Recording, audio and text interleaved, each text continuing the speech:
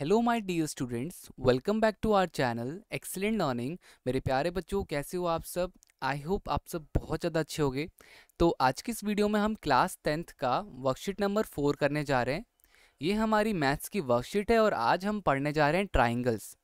तो ट्राइंगल्स में आज हम पढ़ेंगे कॉन्ग्रुएंसी रूल्स। तो first of all congruency rules क्या होते हैं, नहीं होते हैं, इससे पहले हम ये पढ़ लेते हैं कि कॉन्ग्रुएंट होता क्या है। दो ट्राइंगल्स आपस में कॉन्ग्रुएंट कब होते हैं?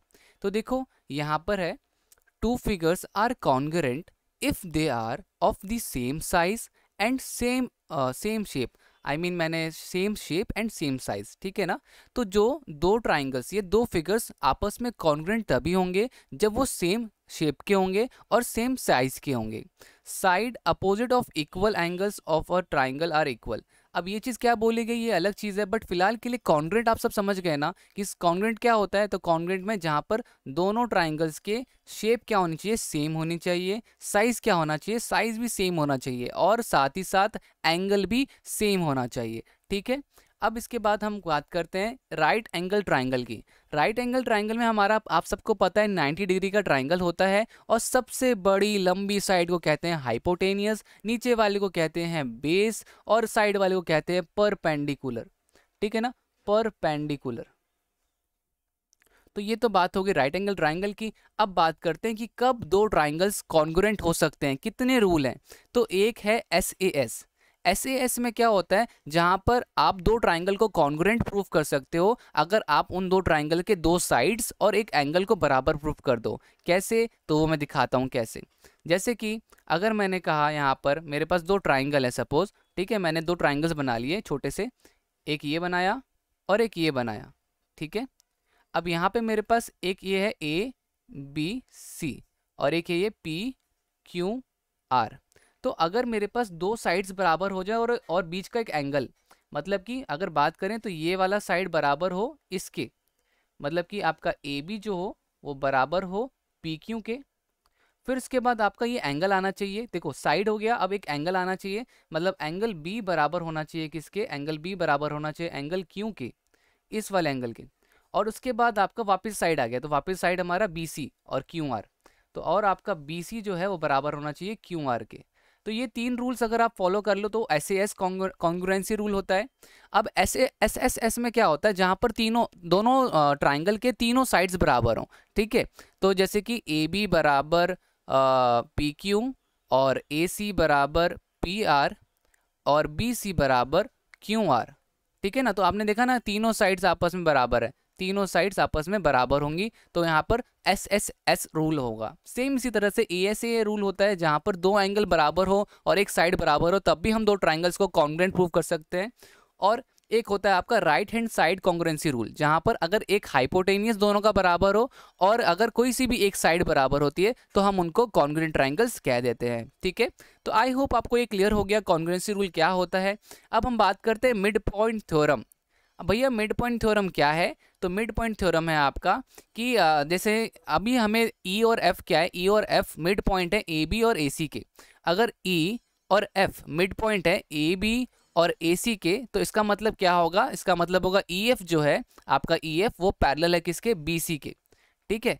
तो ये एक मिड पॉइंट थ्योरम है, आपको ये चीज़ दे रखी है, हम यहाँ पे ये चीज़ बोल सकते हैं, ठीक है।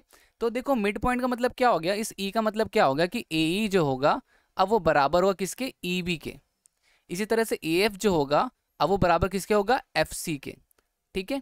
ये इतना पार्ट ए एफ वो बराबर होगा एफ सी के और इतना पार्ट ए ई वो बराबर होगा ई बी के। एक ये हो गया बच्चों। देखो अब हमारा मीडियन वाला टॉपिक आ गया। मीडियन क्या होता है? तो देखो मीडियन बहुत ही सिंपल सी बात है, बहुत ही सिंपल सी चीज़ है। The median of a triangle divide it into two triangles of equal areas. तो एक मीडियन क्या होता है, जैसे ये बीचों बीच वाली लाइन क्या है, पीटी, पीटी आपकी मीडियन है। तो ना एक ये ऐसी लाइन है जो कि दो ट्राइंगल्स को इक्वली डिवाइड कर देती है, बराबर भागों में बांट देती है, दोनों का एरिया बराबर होता है। ये हो गया, आई होप ये क्लियर हो गया होगा आपको। अब एरिया ऑफ ट्राइंगल क्या होता है, एरिया ऑफ ट्राइंगल होता है half into base into height. ये तो सर बच्चों वाली बात है, ये तो बहुत पहले से हम करते हैं। और तीसरी बात बोलिए, angle opposite to the equal sides of triangle are equal. अब ये और ये बातें जो हैं, side of opposite equal angles of the equal triangles are equal, और ये दोनों बातें ना हम जब क्वेश्चन करेंगे तो उसमें यूज आएगा, तो मैं बताऊंगा, ठीक है। अब फटाफट से क्वेश्चन करते हैं, फटाफट से, ज़्यादा टाइम नहीं है अब हमारे पास, है ना। हम फटाफट से ये वाला क्वेश्चन करते हैं। तो क्या दे रखा है question, the congruence figures are same shape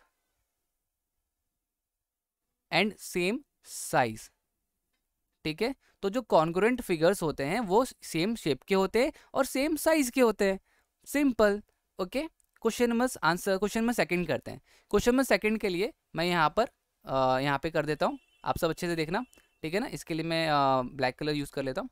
तो देखो यहाँ पे आंसर सेकंड, आंसर सेकंड में हमें बोला जा रहा है कि पी क्यू आर एक ट्राइंगल है। तो यहाँ पे हम छोटा सा एक ट्राइंगल बना लेते हैं, ठीक है। एक यहाँ पे मैंने ट्राइंगल बना लिया पी क्यू आर, ठीक है। तो P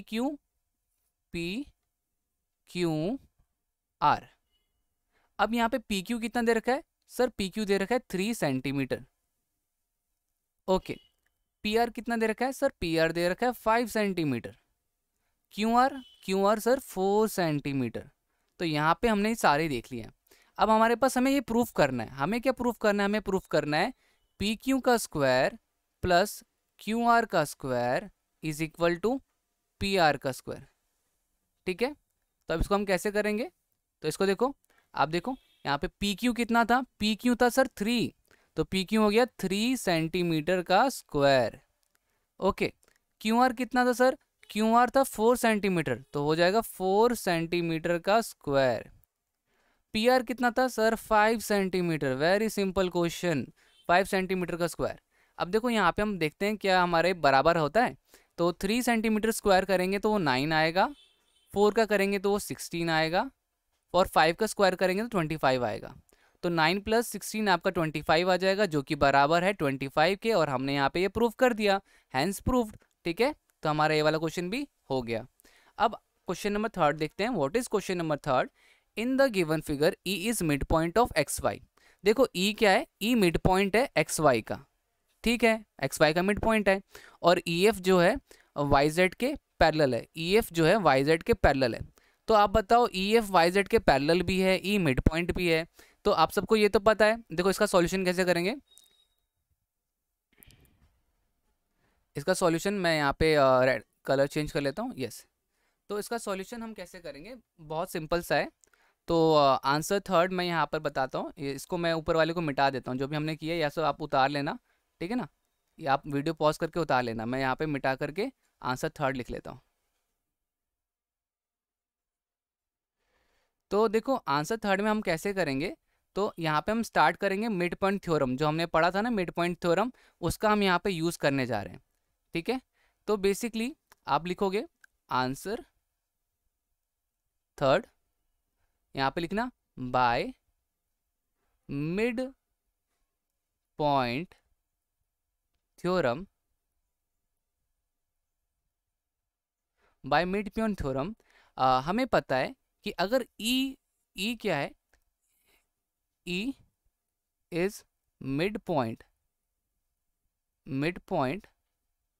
of X Y, hence then f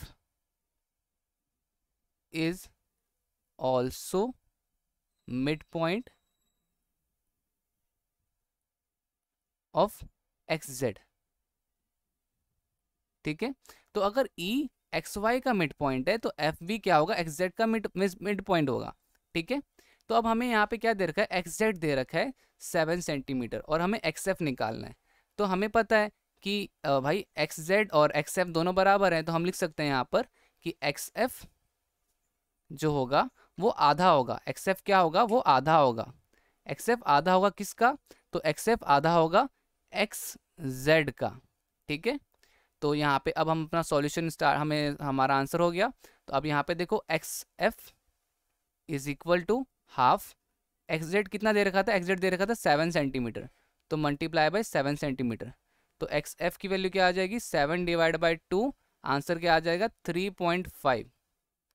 ये आपका आंसर हो जाएगा यहाँ पर, ठीक है। तो आंसर क्या हो गया इसका 3.5। अब आगे करते हैं क्वेश्चन नंबर 4, डिफाइन मीडियन। अब मीडियन किसे कहते हैं भैया, यहाँ पे बताया था, ये आपका क्या हो जाएगा आंसर 4 हो जाएगा। What is median? The median of triangle divide it into two triangles of equal areas, तो ये मीडियन होता है, ठीक है ना। तो ये आपका आंसर 4 हो जाएगा। तो ये पूरा का पूरा लिख लेना। मैं आपको वापस से यहाँ पे हाईलाइट कर देता हूँ दूसरे कलर से, ताकि आपको क्लियरिटी आ जाए क्या लिखना है हमें, ठीक है। तो ये यहाँ पे मैं हाईलाइट कर देता हूँ। तो ये आपका आंसर हो जाएगा, डिफाइन करना था, तो ये वाला पूरा का पूरा पार्ट, ठीक है, आंसर 4 में। तो यस बच्चों, इतना ही था आज की वीडियो में। उम्मीद करता हूँ आपको समझ में आया होगा। अगर वीडियो अच्छी लगती है तो प्लीज़ लाइक शेयर कमेंट ज़रूर कीजिए। मिलते हैं अगली वीडियो में। आज के लिए इतना ही, तब तक के लिए bye bye and take care.